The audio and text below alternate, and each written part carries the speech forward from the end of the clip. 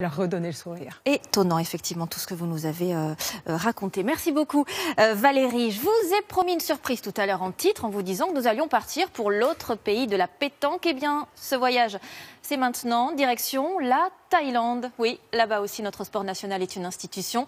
La Thaïlande, c'est la deuxième nation la plus titrée après la France. Alors évidemment, nous avons voulu comprendre pourquoi.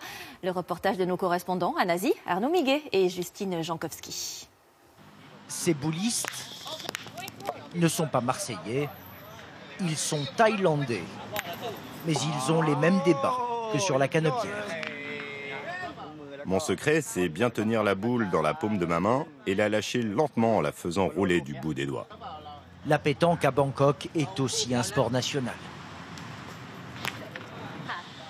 J'adore la pétanque. J'y joue depuis que j'ai 5 ans, dans les temples, à l'école, partout. Allez, plus près la boule. Une autre. Moi, j'ai 75 ans, je joue à la pétanque tous les jours. Ça me maintient en forme, je pense même que ça me donne l'air plus jeune. Au pays du sourire, la pétanque, c'est sacré. C'est la reine-mère elle-même qui l'a importée d'un séjour sur la Côte d'Azur dans les années 50. Le royaume compte aujourd'hui plus de 2 millions d'amateurs, des petits prodiges repérés à la télévision.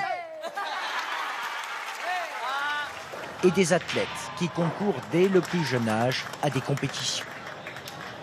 D'ailleurs, dans le centre de Bangkok, la capitale, c'est aujourd'hui le championnat national. Et le public est au rendez-vous.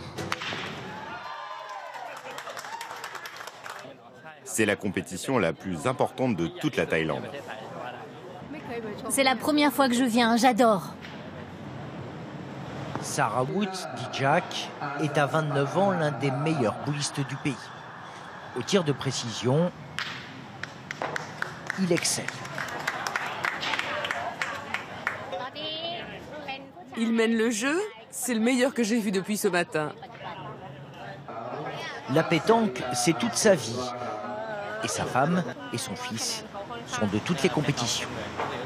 La pétanque m'a tout apporté. C'est ce sport qui a financé mes études. La pétanque m'a aussi offert une famille. Ma femme, je l'ai rencontrée à une compétition de pétanque. Pour ces petites boules d'acier, l'engouement est national. Pas étonnant que ce soit la Thaïlande aussi qui les fabrique. Cette usine en banlieue de Bangkok est leader sur le marché. Les demi-sphères des boules sont soit en carbone, soit en acier inoxydable. Là, les bords sont ensuite limés. Une cinquantaine d'ouvriers s'occupent ensuite de sceller les boules, de les polir. L'usine en cette saison tourne à plein régime. Et enfin, le test ultime pour la solidité et l'endurance.